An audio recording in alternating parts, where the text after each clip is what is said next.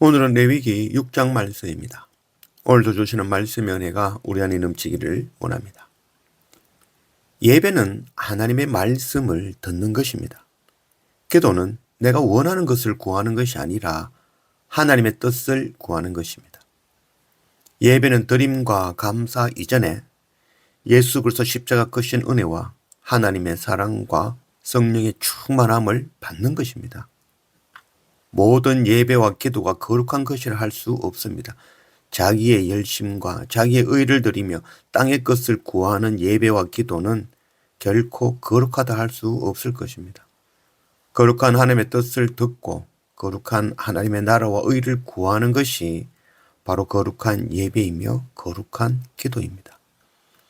날마다 말씀과 예배로 우리 안에 참 예배가 드려지기를 원합니다.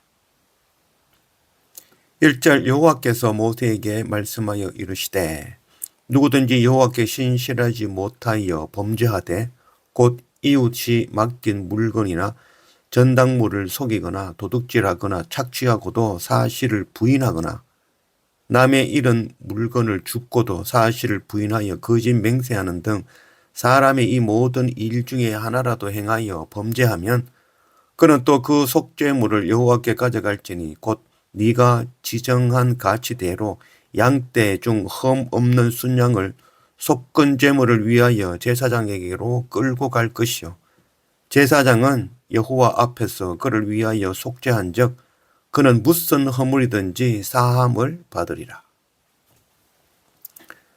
오늘은 속건제 제사입니다. 이 속건제의 그 건자는 허물, 과실, 어기다를 뜻을 하는 허물 건자이죠.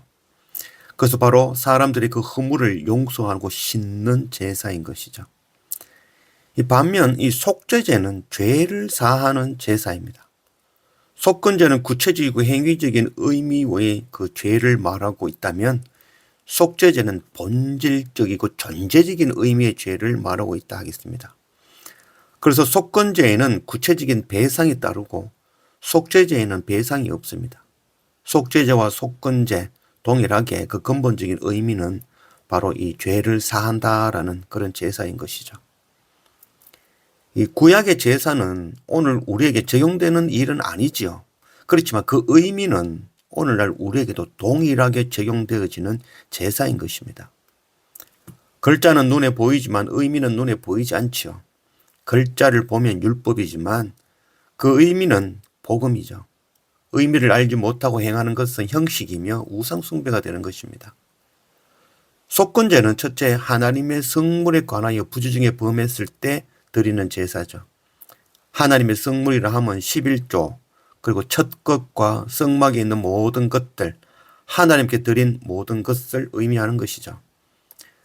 그러나 오늘날 교회의 그 모든 집기들을 우리가 성물이다 이렇게 대하지는 않죠.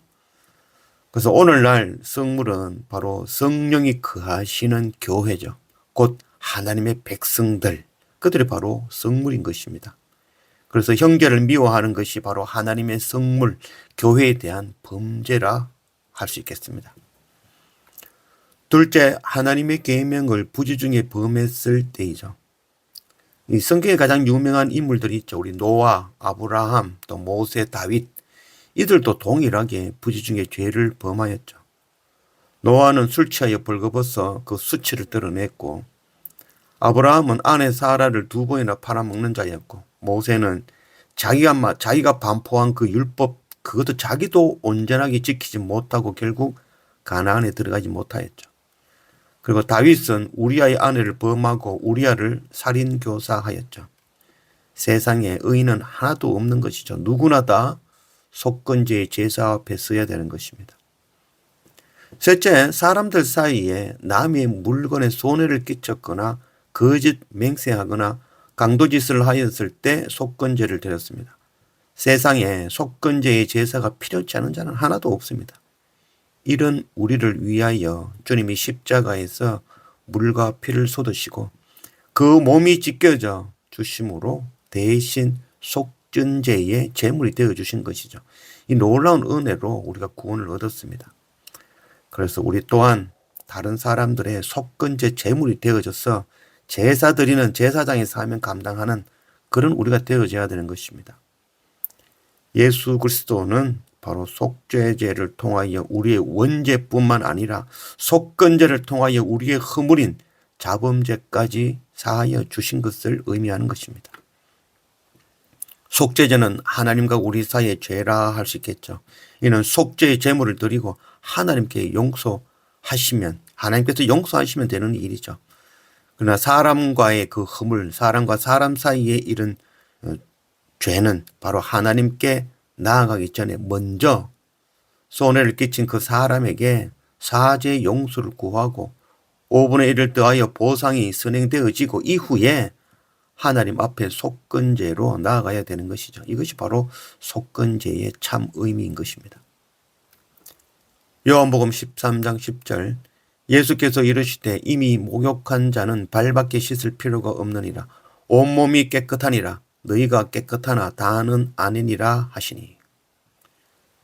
속죄제가 목욕한 자의 모습이라면 속건제는 날마다 발을 씻는 것이라 할 수 있겠습니다. 우리를 하나님은 왕같은 제사장으로 세우셨습니다. 우리가 형제들의 죄를 속죄하면 하나님께서 속죄해 주신다라고 말씀하셨죠. 내가 먼저 하나님의 긍휼을 입어 죄사함을 받은 자로 제사장이 되어서 형제의 죄를 속죄하는 것이 바로 하나님의 공의인 것이다. 나를 구원하신 하나님, 저들에게도 긍휼 베풀어 주시는 것, 이게 바로 하나님의 공의인 것입니다. 열방의 왕같은 제사장의 사명 감당해내는 그런 우리가 되어지기를 원합니다.